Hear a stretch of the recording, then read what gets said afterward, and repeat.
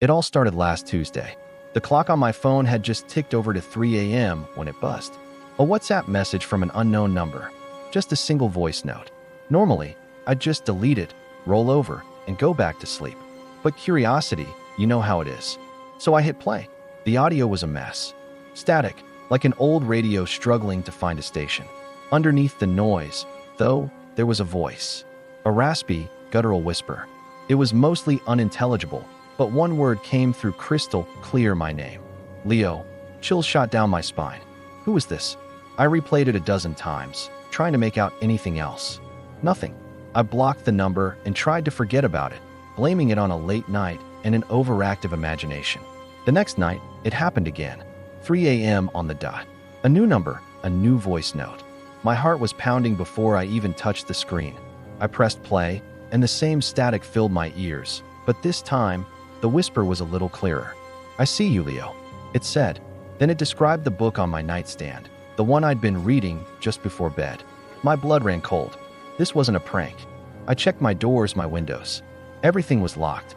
I live on the 12th floor. There's no way anyone could be looking in. I spent the rest of the night wide awake, jumping at every creak and groan of the old apartment building. Night 3. I was waiting for it. I sat in my living room, lights on, phone in my hand, staring at the clock. 2:59. 3 o'clock. Buzz. Another number, another voice note. My hand was shaking so badly, I almost dropped the phone. I took a deep breath and played it. The static was almost gone now.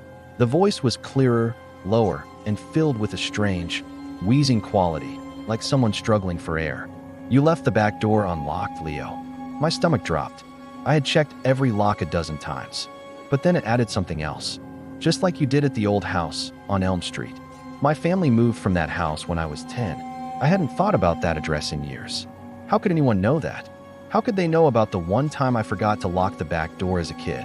My mind was racing, trying to connect dots that weren't there. Was this someone from my past? Someone playing a sick, elaborate joke? But the voice, it sounded inhuman. It felt ancient and wrong. Sleep was out of the question. I stayed up, coffee in hand, until the sun came up, feeling like a hunted animal. The fourth night, I almost didn't check. I thought about turning my phone off, throwing it against the wall. But I had to know. 3 a.m. Buzz. This time, the audio was perfect. No static at all. The voice was right in my ear, a dry, crackling whisper that made every hair on my body stand on end. Nice new locks, Leo, but you can't lock out a memory. Then, a faint sound in the background of the recording. A creak. A familiar creak. It was the sound of the third step on my staircase, the one that always groans when you put weight on it. My staircase. The sound was coming from inside my apartment. I'm recording this now because it's almost 3 a.m. on the 5th night. I haven't slept in days. I'm sitting here in the dark, and I can hear it. Not on my phone. I can hear shuffling in the hallway. A slow, dragging sound. My phone is on the table, silent. It hasn't buzzed yet. The sound is getting closer. A dry, wheezing breath from the other side of the door. I think it doesn't need the phone anymore. It knows I'm waiting, and I think it's finally here.